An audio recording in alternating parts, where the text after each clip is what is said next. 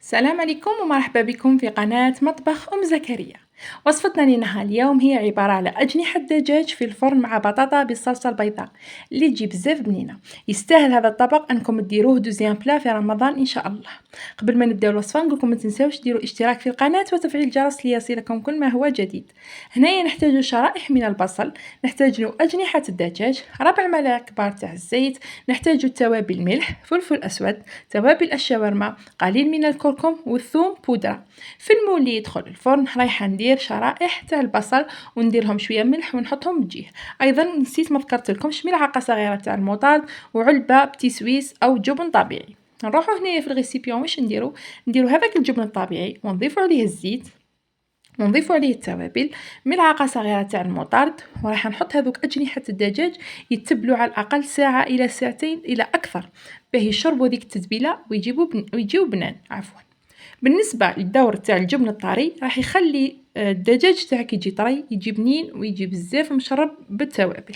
هنايا مارينيت هذاك الدجاج مليح وحطيته فوق البصل، ستفتو كيما راكم تلاحظوا. والغيسيبيون اللي كانت بقات فيه هذيك التتبيله راح نضيف عليها ربع كاس تاع الماء ونخلطها جيدا ونروح نصبها فوق البصل. ما تصبوهاش فوق الدجاج خاطرش الماء كي يهبط على الدجاج راح يهبط هذوك التوابل من الدجاج، رايحين يهبطوا تحت وحين ينحرقوا وماهوش رايحين يجيو بنان. بصح كي يبقى التوابل فوق الدجاج رايح يتشرب هذاك التوابل ويجيو بنان. كيما راكم تلاحظوا كلش راه موضح امامكم في الصوره. هنايا راح نضيف عليه قرن فلفل حار.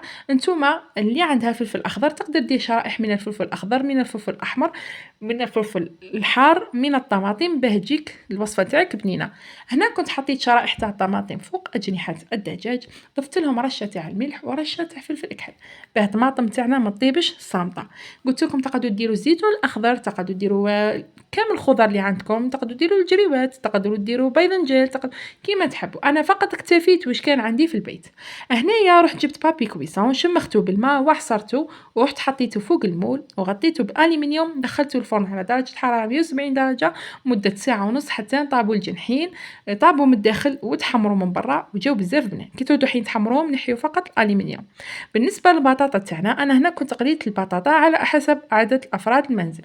كنت درت لها 3 قطع من الجبن الطري، درت لها الجبن المبشور ورايحه نضيف عليها نص كاس تاع حليب. هذه هي الصلصه تاعنا وتجي بزاف بنينه.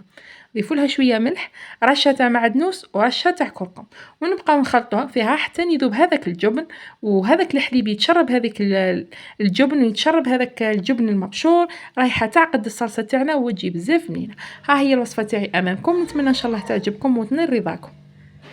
وهكذا نكون خلصت معكم الوصفه تاع نهار اليوم، نتمنى ان شاء الله تعجبكم. الدجاج يجي طري والبطاطا تجي معسله وتجي بزاف بنينه كما راكم تشوفوا في البصل والطماطم ثاني طابوا وجاو بزاف بنان. في الاخير نقول لكم دمتم في رعايه الله وحفظه.